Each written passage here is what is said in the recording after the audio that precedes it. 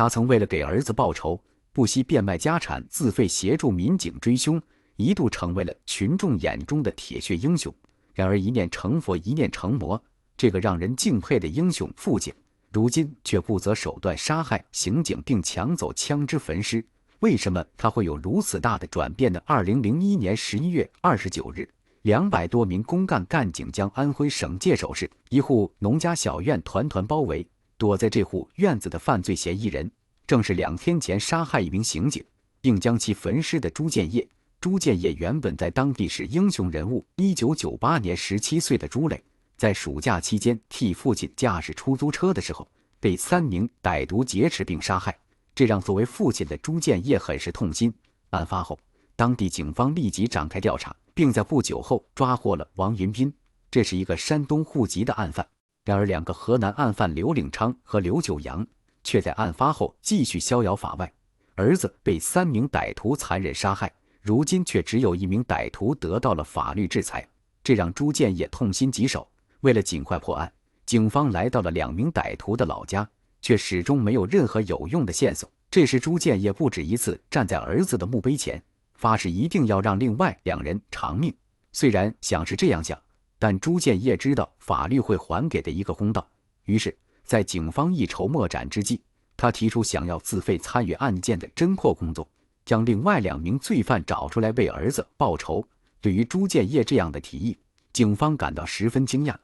同时他们也非常理解朱建业此时此地的心情，于是立即向上级请示，得到批准后，朱建业被破例允许参与朱磊被杀一案的侦破过程。他对此也非常积极，不仅卖掉了养家糊口的出租车，还在儿子被害的1年时间里，骑着自行车往返于沈丘和界首之间，一个在河南省境内，一个在安徽省境内，总航程达到了上万公里。功夫不负有心人，终于在2000年4月15日，朱建业带来了一条十分重要的线索。当年杀害朱磊的凶手之一刘领昌正在乌鲁木齐市活动，刑警部队得知消息后，立即和朱建业踏上抓捕罪犯的列车。当时城关中队的探长侯富林也在这辆列车上。在安徽省刑警和乌鲁木齐警方的配合下，刘领昌于4月20日在火车站被成功擒获。一群人带着刘领昌回到界首市。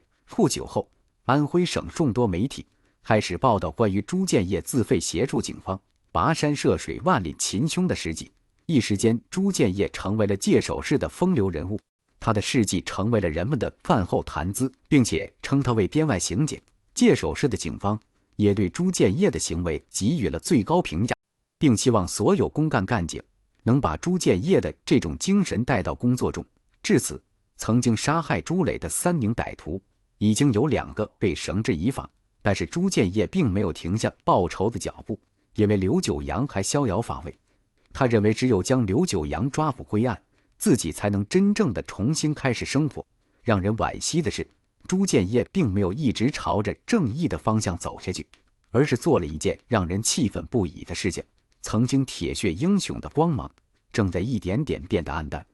他曾为了给儿子报仇，不惜变卖家产，自费协助民警追凶，一度成为了群众眼中的铁血英雄，如今却成为了不择手段杀害刑警并抢走枪支焚尸的杀人凶手。2001年11月28日，河南警方在沈丘县的一个村庄里面发现了一辆被焚毁的面包车，这辆车上还有一具已经碳化的尸体。河南警方经过勘查后发现，这辆车与界首有之间联系，于是给界首警方发送了一封协查报告。很快界首警方就来到了现场，他们在这具已经完全碳化的尸体下面找到了几枚警服扣子，并发现了部分警队开会记录的材料。经过一番对比后，确定这辆车属于沙南中队。随后，一行人来到了沙南中队，并得知沙南中队副中队长侯富林昨天晚上接到报案后外出至今未归，这下众人的一颗心悬了起来。难道那具碳化的尸体就是副中队长侯富林？于是他们立即展开调查。经过辨认，被害人正是侯富林，他是在去年9月从城关中队被调遣到沙南中队的。刑警侯富林遇害，随身携带的77式手枪和12发子弹也不翼而飞。这起案件一时间引起了安徽省公安的高度重视。于是他们很快对此案进行调查。在进一步调查中，警方得知后富林是接到一个举报电话后外出，而当时给他打电话的3个人当中，其中一个就是长期和界首警方合作的朱建业。这个消息让界首警方难以置信。另外2个人分别是沈丘县的刘斌和朱建业的情妇刘玉梅，他们都与后富林相识，因此具备将后富林引诱出去的条件。随后，警方在朱建业的暂住发现了喷溅在墙上的血迹，经过鉴定确认，这就是后富林遇害的第一现场。因此，朱建业和另外2人被列为了重大嫌疑人。紧接着，警方在界首市组织了全城大搜捕，并联系了刘玉梅老家的警方，在当地派出所的协助下，得知朱建业3人在28号凌晨3点去过刘玉梅家。于是，临泉县警方对刘玉梅家的小院子进行了包围。凌晨4点，尿急的刘斌被当场擒获。在审讯过程中，刘斌对3人的作案手法供认不讳，并表示院子里有3间房，朱建业和刘玉梅谁在最西边的房间里面。清晨时分，刘玉梅的农家小院已经被各地警方团团包围。根据指挥部部署，阜阳警方的防暴大队携带6柄冲锋枪和3顶手枪，占据了小院的大门和周围制高点。因为朱建业手机有枪，为了防止他暴走，外围的武警和消防员早已做好接应准备。鉴于朱建业确实协助界首警方破获了多起案件，因此他们决定将其活捉。于是指挥部决定从侧面开枪佯攻，并从正面投射催泪弹，企图用这样的方法迫使朱建业缴械投降。然而催泪弹根本就打不进房间。屋内的朱建业听到外面的动静后，开始了连续开枪反击。经过勘查，警方发现了一会绝佳位置，小院后面的墙上有个孔，从这个孔里面射击，催泪弹能直接进入房内。然而整个房间都被催泪弹的烟雾笼罩，就连外面的民警也有些受不了，但里面的朱建业却没有一丝动静。此时院内突然起火，为了避免殃及附近的房屋，一直在外候命的消防员立即全力救火。伴随着高压水枪的喷射，屋内传出了2声沉闷的枪响。因此警方推断朱建业认为自己走投无路，点燃房屋后开枪自杀。在高压水枪的掩护下，防暴队员迅速冲到院子。他曾为了给儿子报仇，不惜变卖家产，自费协助民警追凶，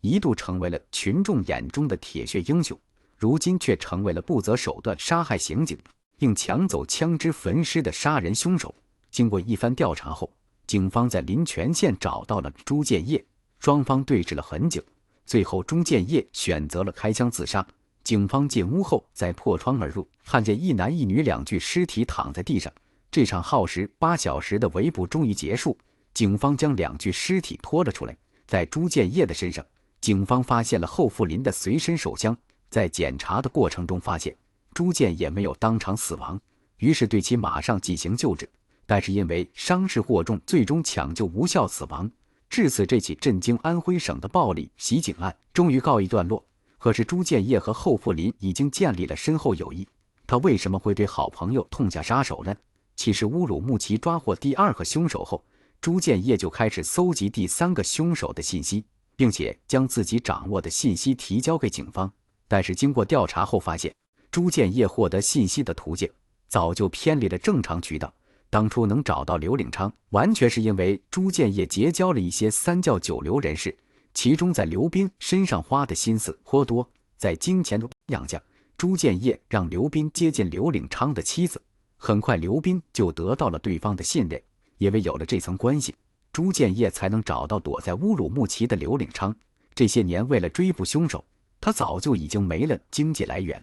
2000年又认识了小他20岁的刘玉梅，这也就让本不富裕的朱建业雪上加霜。他曾跟当地的富豪借过钱，但对方压根就不愿意借给他，于是就有了抢枪搞钱的想法。除此之外，朱建业抢枪还有另外一个目的，那就是杀掉当年杀害的儿子，最后一个凶手的儿子，这样也就算了给自己的儿子报仇了。2000年7月，朱建业得到了刘九阳在山西大同的消息，在没有告诉警方的情况下，他只身前往，但是狡猾的刘九阳在朱建业的手中再次逃走。这个经历告诉他，一定要搞到一把枪，这样才能更快地给儿子报仇。那么他又能去哪里搞到枪呢？于是朱建业把目光锁定在了后富林身上，因为后富林是副中队长，肯定在办案的时候随身携带枪支。于是11月27日下午，朱建业联合刘玉梅以及刘斌打电话给后富林，